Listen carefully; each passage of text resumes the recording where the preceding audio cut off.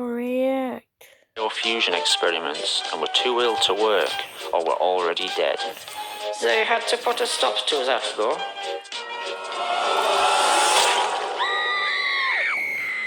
With all accidents happening, everyone started asking the same thing. Why had Thomas, the first engine, worked so well? Despite all the troubles the other engines had, Thomas had worked fine, seemingly oblivious to the other engines' problems and accidents. Keeping their problems a secret from the outside world, Sodor Research began selling the technology to other countries in multi-million-pound deals. These countries would have less qualms about the use of fuel engines, and even the modern electric trains. Even failed biofused engines were being displayed publicly in what would become a kind of freak show. To his horror, Professor Hans Goetze saw what this was leading to, slavery of engines, and immediately resigned. His father, Wilhelm, would go one step further.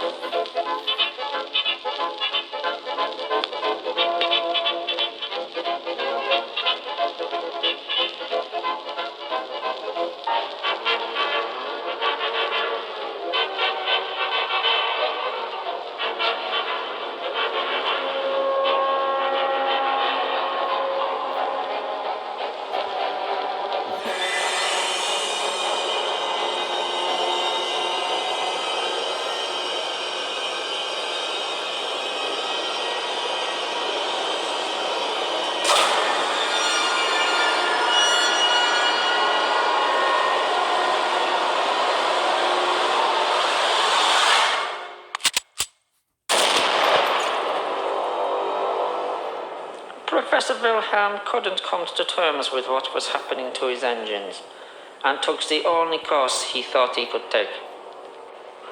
That fat got a load of us rail staff over to his house to clean up after the body was taken away. You should have seen it. Sawdust everywhere. It took us days. But such attempts to keep the incidents on Sodor a secret were short-lived after a very public accident. Gordon paid an enormous amount to be Sodor's first 462 configuration engine. Much bigger than any other engine at the time. We were terrified that fat shite would make us fire up that huge engine. We were shocked to discover he had insisted on being able to work on the railway. So, one night, after the regular staff had finished for the day, Fat some of the rail staff and I fired up the engine. As usual, these experiments were filmed. This footage has never been broadcast before. Dr. Ruth and I filmed it all. It might be a bit shaky. It was handheld. At first, Gordon complained about the heat. Then that turned to pleas to douse the fire. But that fat bastard held us back. He wanted to see what would happen. He argued he had put a lot of work into Gordon, and the chances to get him working were too great an opportunity. He was literally cooking from the inside. By the time we were allowed to act, it was too late.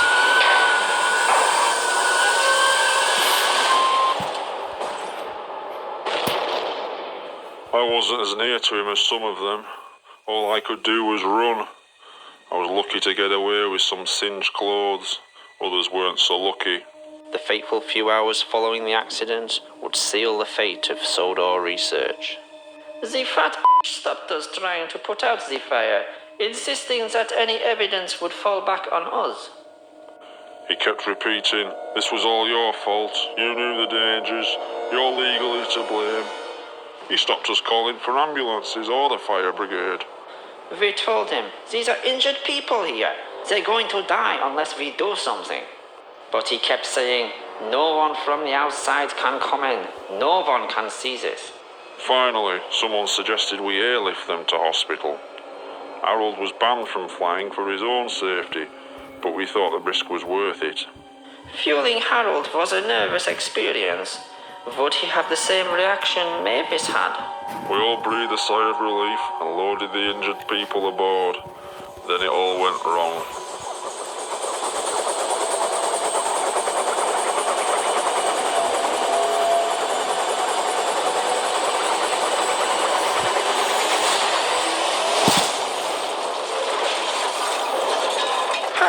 engine had worked fine, but what no one realized was most of Harold's lower extremities were permanently fused to his propeller system. As Harold's rotor blades began to spin, vital organs would be drawn into the motor and tear him apart from the inside. Well, now there was no covering it up. The smoke could be seen all morning, but news people were here in an instant. We were told to close gates and start clearing up the mess ourselves, with some help.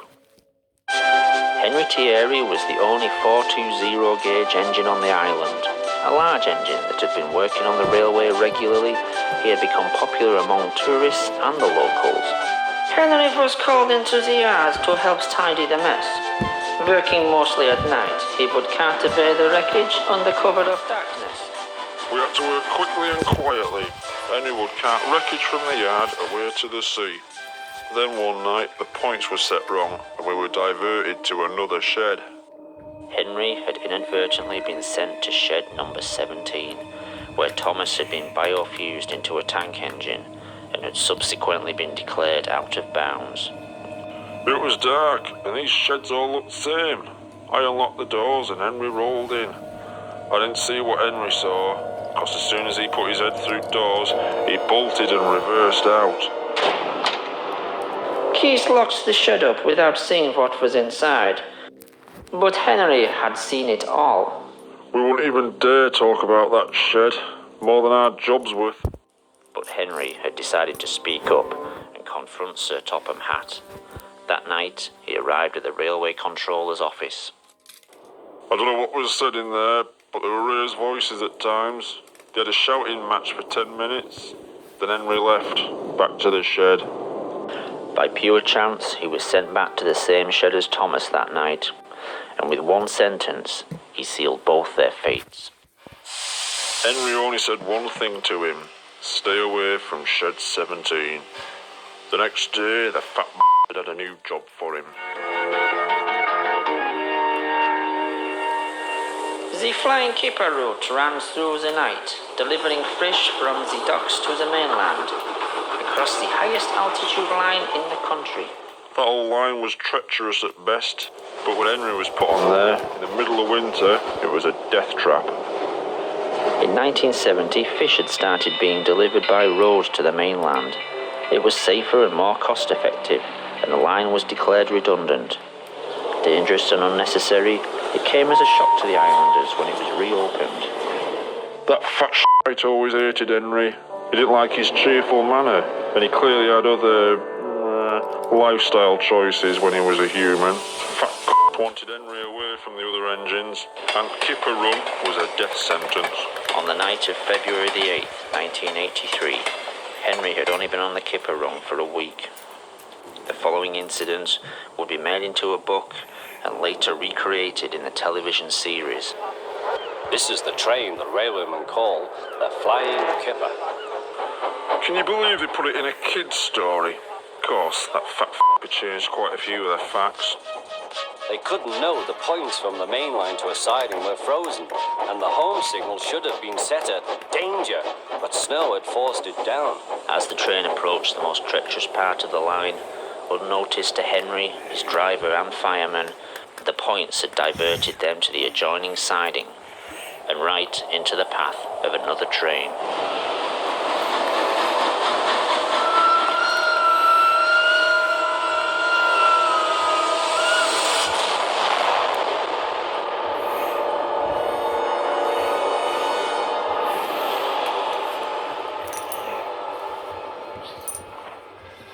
Henry's driver and fireman had jumped clear before the crash.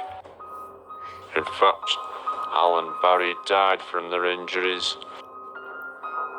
Slowly, in snow, the poor bastards. By midday, the recovery operation was underway, and Sir Topham Hatt had arrived. Cheer up, Henry, it wasn't your fault. Ice and snow caused the accident. These images from a train spotter's camera were taken the evening before and were successfully covered up by the Sodor Railway Board for 10 years. There was a railway spike in points, blocking them. Of course, that had disappeared by the time we got there. I'm sending you to Crewe, a fine place for sick engines. crew. We all knew what that meant. They'll give you a new shape and a larger firebox. Crewe was, at the time, one of only 2 scrap metal yards in the UK capable of handling and recycling organic material as well as engine parts. You'll feel a different engine and won't need special coal anymore. With those few words, he'd sentence Henry to death. Won't that be nice? Yes, sir, said Henry doubtfully. Everyone knew he wouldn't see him again, and everything was sewn up nice and neat for that fat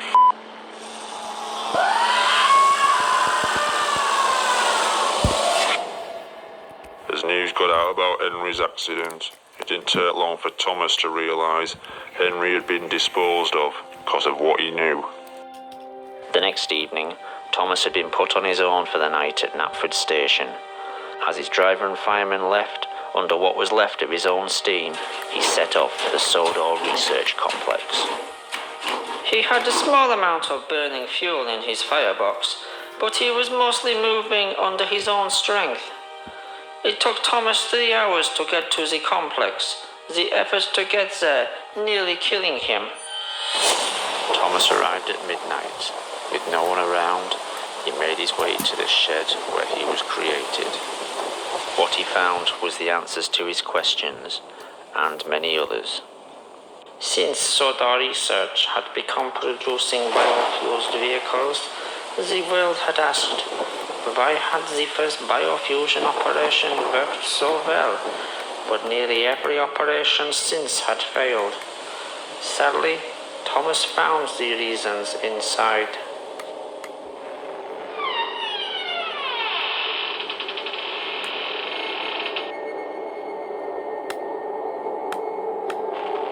Thomas had never been the first operation. He hadn't even been second. What shed number 17 contained was evidence of several attempts to create a tank engine with Thomas's DNA. These had been early tests made by people with no experience of an experiment on this scale. Ill-planned and unprepared, these procedures had used DNA from the human Thomas and had been as much the real Thomas as the tank engine the world had come to know and love. To us, Thomas the Tank Engine had been the Thomas we all knew as a boy. Part of the family the whole island's population had known and respected since Wilhelm first arrived. In actuality, this tank engine was no more the real Thomas than all the failed creations made over the 12 months before. This Thomas had all the human Thomas's memories and experiences. He had learned what Thomas had learned, known who Thomas had known, but so had all the previous failures.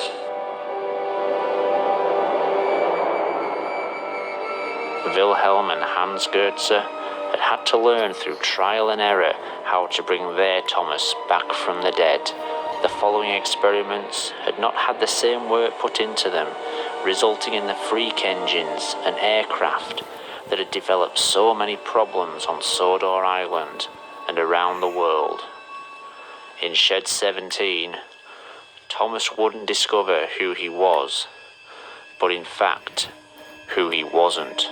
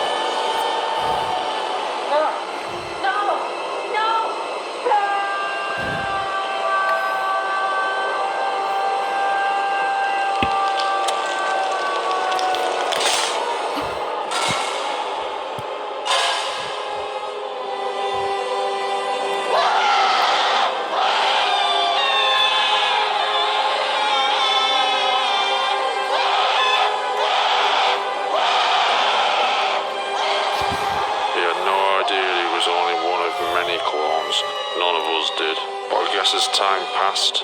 We stopped asking all the questions we had at first. We were just glad our friend was back with us. He could work for us. He became our servant in a way. Someone who drew in the crowds, helped create jobs, was eager to work. Thomas always thought of us as his friends. Sadly, over time we came to think of him as just really useful.